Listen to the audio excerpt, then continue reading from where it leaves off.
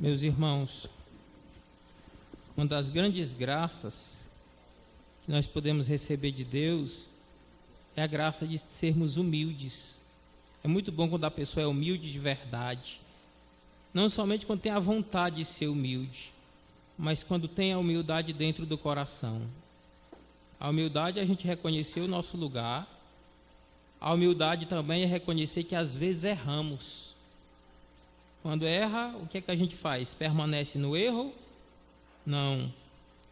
É humildade também voltar.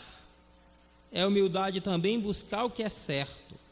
É humildade sair da ocasião de pecado, do lugar onde o erro é total, é profundo, do lugar onde a pessoa está confundida. E nós hoje nessa Eucaristia queremos rezar por tantos irmãos nossos que estão confundidos, que por orgulho talvez estejam envolvidos num erro, um erro de doutrina, erro de pensamento, erro de atitude. Nós agora vamos ouvir um testemunho de um irmão nosso. Esteve um tempo aí metido com as seitas, mas voltou. E é bonito a forma como ele vai falar, como foi que ele voltou para a igreja, o que foi que o trouxe de volta para a casa de Deus. Então, Daniel, venha. Eu sei que liturgicamente falando talvez não seja permitido um leigo falar, mas você tem a permissão dada por Deus, dada pela igreja. A Patrícia quiser também. Oi. Boa noite, meus amados irmãos e irmãs. Quero saudar a todos que estão aqui presentes com a paz de nosso Senhor Jesus Cristo, o amor da Santíssima Virgem Maria e a proteção de São Miguel Arcanjo. Para mim poder transmitir a vocês a minha volta para a Igreja Católica, depois de ter me perdido pelas doutrinas protestantes inventadas pelos homens, eu quero aqui abreviar um pouco o meu testemunho, que é um pouco extenso. Nasci dia 1º de novembro de 1991, dia em que a igreja comemora, celebra, homenageia o Dia de Todos os Santos. Por volta de 1 ano de idade de vida, eu tive uma infecção no sangue em que os médicos não sabiam identificar o que verdadeiramente eu estava passando. Minha mãe, nasci, graças a Deus, em berço católico. Minha mãe ali se apegou então pedindo a intercessão da Virgem Maria pela minha cura. Deus suscitou então no coração da minha mãe uma resposta que os médicos e a medicina não estavam conseguindo encontrar. Minha mãe disse aos médicos que eles estavam me dando o medicamento errado, pois era impossível, eu estava piorando em vez de melhorar. Os médicos então foram analisar o que minha mãe tinha dito, e eles descobriram que verdadeiramente as enfermeiras estavam me dando o medicamento errado. Começaram então a me dar o medicamento correto, e em nome de Jesus eu fui curado da enfermidade em que no princípio os médicos não estavam identificando o que de fato era. Uma infecção no sangue, o baço crescido, meu organismo não estava funcionando. Dos meus 1 ano de idade aos 13, tive uma educação maravilhosa. Meus pais, com muito sacrifício, nós sempre foram pobres, não tinham uma condição de vida tão boa, mas sempre lutaram para pagar os melhores colégios possíveis, na medida do possível. Até os meus 13 anos de idade, tive uma educação maravilhosa. Com 13 anos de idade, me deixei influenciar pelas más companhias. Recordo-me aqui da passagem de 1 Coríntios, capítulo 15, no versículo 33, onde a Bíblia Sagrada diz: más companhias corrompem bons costumes. Previno aos pais e às mães, cuidado com os que andam com os vossos filhos. Me deixei levar pelas más influências mundanas. Acabei então me envolvendo com as drogas com 13 anos de idade. A primeira droga que eu experimentei foi a cocaína. A partir dali, as coisas começaram a piorar na minha vida. Comecei a fazer pequenos furtos dentro da minha casa. Roubei, inclusive, a carteira do meu próprio pai, a bolsa da minha própria mãe. E eu trocava por droga, vendia as coisas de dentro de casa, para começar a me afundar nas drogas. Dos meus 13 anos aos meus 18 anos de idade, eu fiz assalto à mão armada. Fiz criança de 1 ano de idade de refém, para vocês terem ideia do monstro que se formou dentro de mim. Meus amados irmãos, por diversas vezes eu atirei em pessoas e, graças a Deus, eu não matei ninguém. Meus amados irmãos, Eu fiz assaltos, troquei tiro com polícia, comecei a ser traficante. Comecei a fazer parte do mundo do tráfico. Por diversas vezes morreu pessoas ao meu lado. E muitas vezes eu questionava: Senhor, por que que nenhum tiro pega em mim? Por que que eu não vou preso? Por que que sempre dá certo os meus assaltos, as coisas erradas que faço? Por que que nunca vou sendo arrebatado pelos tiros? Porque muitos jovens hoje morrem assim. As balas pegavam em todos, em todo lugar, e não pegavam em mim. O Senhor então me diz uma passagem de Salmo 90, capítulo 90, no verso 7, em algumas traduções de Bíblias é no Salmo 91.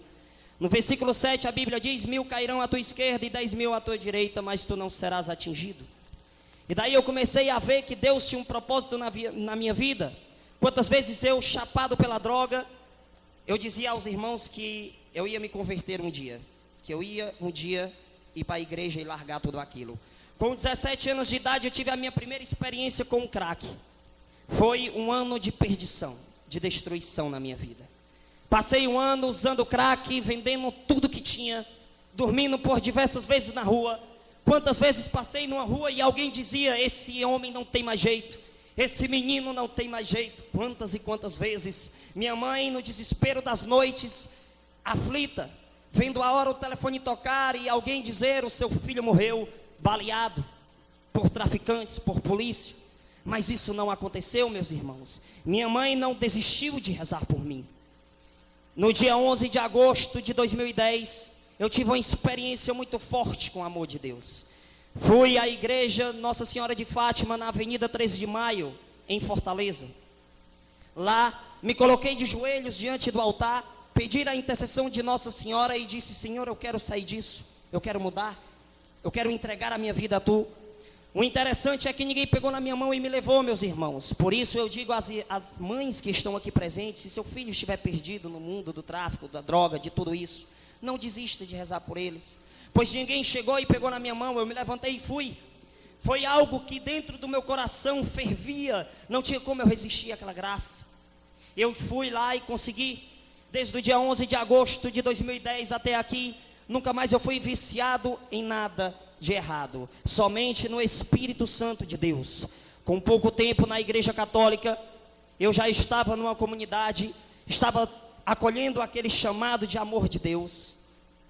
Meus amados irmãos, eu conheci um pastor protestante, me afastei da comunidade católica que eu estava e me deixei influenciar pela conversa daquele pastor protestante.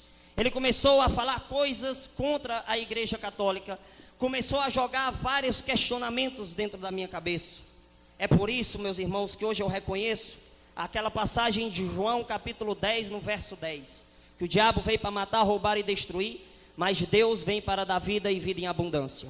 Naquele momento, as dúvidas que aquele pastor protestante me colocou na cabeça, aquelas ataques à igreja católica, ele me dizia que todos os católicos iam para o inferno porque adoravam imagens, e deixei-me levar por aquilo.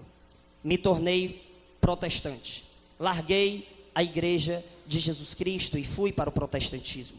Comecei a estudar a fundo tudo aquilo que se pregava naquela denominação, que era chamada Assembleia de Deus, e eu comecei a ter uma proximidade muito grande, um ódio muito grande contra as coisas da igreja católica, ao ponto de quebrar imagens da Virgem Maria a pauladas. Quebrei terços, toquei fogo em bíblias católicas, porque na minha cabeça tudo aquilo era obra do Satanás. Meus amados irmãos, foram momentos difíceis. Eu preguei por diversas vezes no culto contra a igreja católica, mas aí teve um certo dia que eu tive a ideia, graças a Deus, de estudar o catecismo da igreja católica. Para quem não sabe o que é, catecismo da igreja católica é o livro onde está escrita a doutrina da Santa Madre Igreja, dos 3 fundamentos: Bíblia, Sagrada Tradição e Sagrado Magistério. Comecei a estudar o catecismo para que nos cultos protestantes eu pudesse atacar melhor, que eu pudesse comparar o catecismo com a Bíblia. Eu, na minha cabeça, achava que era algo contraditório. Quando eu comecei a ler o catecismo, eu me surpreendi, porque lá não ensina católico a adorar a imagem. Lá não ensina que Maria é um Deus. E daí eu comecei a ver que o errado não era a igreja católica, e sim eu. Comecei então a me aprofundar. Conheci um ex-pastor protestante chamado Paulo Leitão. Ele me ajudou a entender muitas coisas, e daí eu voltei para a igreja católica. No dia em que eu decidi sair do protestantismo, foi algo tremendo, foi um impacto muito grande nas pessoas. Porque eu era pregador, e pregador contra a igreja católica. De repente, no outro dia, abreviando para vocês aqui, resumindo um pouco, eu me decidi voltar à igreja, fui na paróquia de Nossa Senhora de Fátima de novo, comprei um crucifixo e disse lá à mulher: senhora, me dê o maior crucifixo que a senhora tiver aí. Ela me deu um crucifixo de 1 palmo. Eu já sou magrinho e um pouquinho tortinho. Com o crucifixo eu fiquei ainda mais. Cheguei na minha rua, meus amados irmãos. A primeira pessoa que eu vi era o pastor. Ele olhou para mim e disse: irmão, pelo amor de Deus, você voltou para a idolatria. Eu disse: pastor, por favor me responda o que é que significa idolatria. Ele disse: idolatria é beijar imagens e se ajoelhar diante das imagens. Eu disse: pelo amor de Deus, onde foi e qual dicionário que o senhor aprendeu isso? Me mostre em qual dicionário diz que idolatria significa se ajoelhar e beijar uma imagem. Por favor, me mostre. Ele não teve respostas. E daí eu fui explicar o que significa idolatria. Idolatria é uma palavra formada por 2 palavras, do grego eidolon e latreia, que significa adoração a um ídolo. E o que é um ídolo? Uma imagem que representa outro Deus e não um santo. E daí ele disse: mas em Êxodo 20, capítulo 20, do versículo 3 ao 4, diz: não terás outros deuses diante de minha face, não farás imagens para ti daquilo que está no céu, na terra e embaixo da terra. E agora, como você me responde isso? Eu disse: pastor, o senhor tem carteira de identidade? Ele: tem sua foto nela? Tem. E o senhor está onde? Não está na terra? Não é proibido fazer imagem daquilo que está no céu, na terra, embaixo da terra? Enfim, foi uma conversa muito grande. E eu disse: no mesmo livro, o que mais engraçado, pastor, é que no mesmo livro de Êxodo, no capítulo 25, no versículo 18, Deus manda fazer imagem de 2 esculturas. Por acaso Deus então é contraditório? O senhor me responde o quê? Ele ficou um pouco confuso, começou a falar um pouco nervoso, mas não me deu uma resposta concreta. Ainda lhe digo mais, pastor. Ezequiel capítulo 41, do versículo 17 ao 19, a Bíblia Sagrada diz que o templo de Salomão era coberto de imagens, tanto dentro como fora, inclusive dentro tinha uma imagem de um ser humano. E agora, o templo de Salomão também era um templo idólatra? Pastor, o seu problema é porque o senhor não está conseguindo diferenciar a imagem de um ídolo para uma imagem sagrada. Ídolo é uma imagem de outro Deus e não de um santo, de um anjo, de algo sagrado. Ele pegou então e pulou para outro assunto. Ele olhou para o meu crucifixo e disse: nós não pregamos esse Cristo crucificado que está no teu peito. A Bíblia não ensina que nós devemos fazer imagens de Cristo crucificado. Eu disse: ensina sim. Vou lhe mostrar. João capítulo 3, no versículo 14, a Bíblia Sagrada diz: eis como Moisés levantou a serpente no deserto, terá que ser levantado o Filho do Homem, para todo aquele que nele crê, não pereça, mas tenha a vida eterna. E Números capítulo 21, do versículo 4 em diante, fala que Moisés no deserto fez a imagem de uma serpente de bronze, e todos aqueles que olhavam para a imagem de serpente de bronze eram curados. Pastor, uma imagem curando o povo? E Deus que mandou fazer a imagem? O Senhor fala que a cruz é algo de maldição, mas não é isso que a Bíblia ensina. 1 Coríntios capítulo 1, versículo 18, a Bíblia Sagrada diz que a cruz é força para o cristão. Mais detalhadamente ainda, no versículo 22 ao versículo 23 do 1º capítulo de 1 Coríntios também diz: nós pregamos Cristo crucificado. E daí ele achou aquilo absurdo e pulou para outro assunto. Eu disse: pastor, o senhor vai pular para todos os assuntos e eu vou responder todos eles, se Deus quiser. Ele então me questionou uma coisa muito interessante. Ele disse: meu querido, se você reza o texto aqui pedindo a intercessão de Maria, e outro reza o texto pedindo também a intercessão de Maria lá no Japão. Como é que ela vai ouvir os dois ao mesmo tempo se ela não é onipresente? Naquele momento eu disse assim: pastor, eu posso lhe responder como? Uma coisa belíssima que tem no primeiro capítulo de Efésios, do versículo 9 ao 10. Lá fala da unidade que há entre aqueles que estão na terra e no céu. E disse mais, abra sua Bíblia em Apocalipse capítulo 5, no versículo 8. Lá fala que os anciãos pegavam as orações de todos os santos e levavam ao Cordeiro. Por acaso, pastor, os anciãos que estavam pegando a oração de todos os santos são onipresentes? Não são.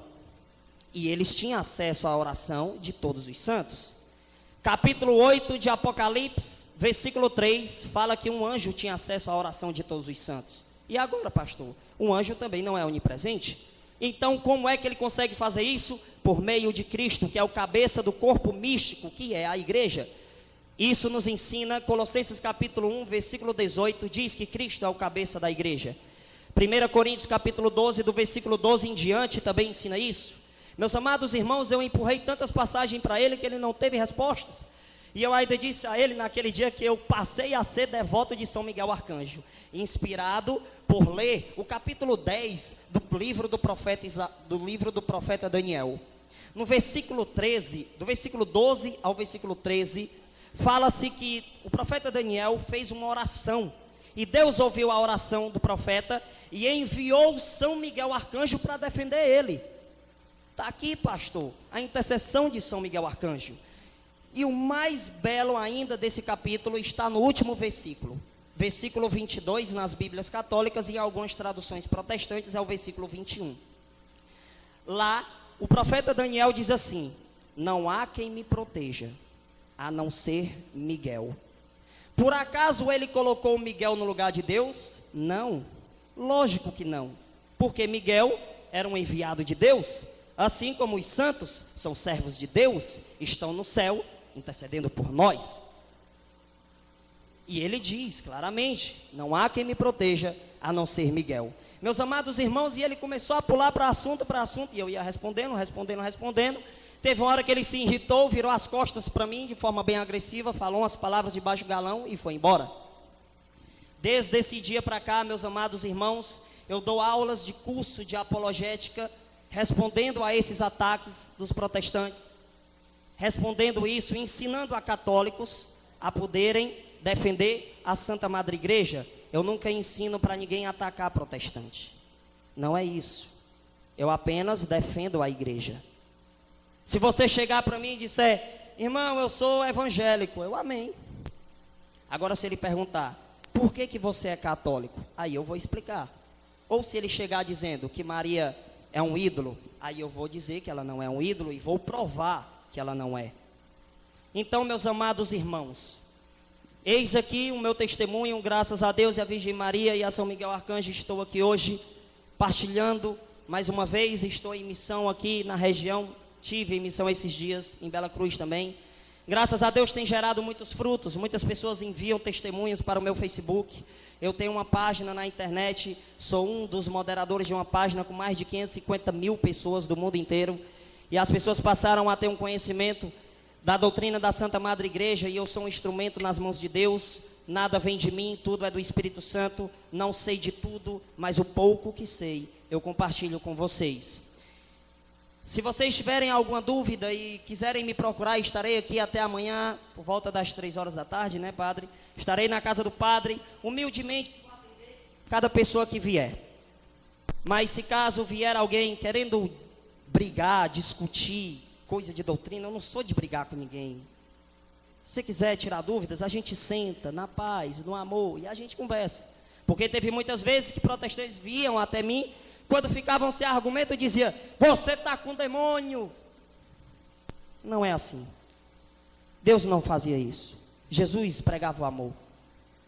Então, que evangelizemos, mas com amor, com caridade. Se alguém quiser meu Facebook, me procure, eu dou lá e a gente estuda também pela internet. Que Deus vos abençoe e a Santíssima Virgem Maria guarde cada um de vocês. Amém.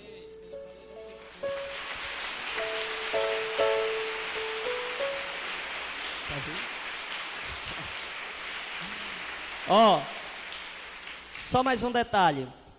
Quando eu era protestante, minha esposa era católica, né? A gente se conheceu e tudo. Aquele amor à primeira vista e tal. E eu iludi ela a largar a igreja. Foi catequista, certo? Ela estava iniciando, né? Assim, mas já era catequista. Daí eu fui lá e arranquei ela de lá. Ela veio, mas porque também eu obriguei. Eu disse, ó, se você não vier, eu não caso com você não. Aí ela pegou e ficou naquela e veio. Daí virou protestante. Também é uma ex-protestante, é porque ela é um pouco mais tímida, ela não gosta de vir aqui falar e tudo. Mas ela está aqui, graças a Deus, está aqui comigo. No dia que eu voltei para a igreja, ela veio comigo, depois de ter estudado, a gente se questionava muito, era aquele combate todo. Mas graças a Deus deu certo. E eu conheço várias pessoas. Só no grupo lá que eu faço parte em Fortaleza, padre, tem por volta de 12 ex-protestantes.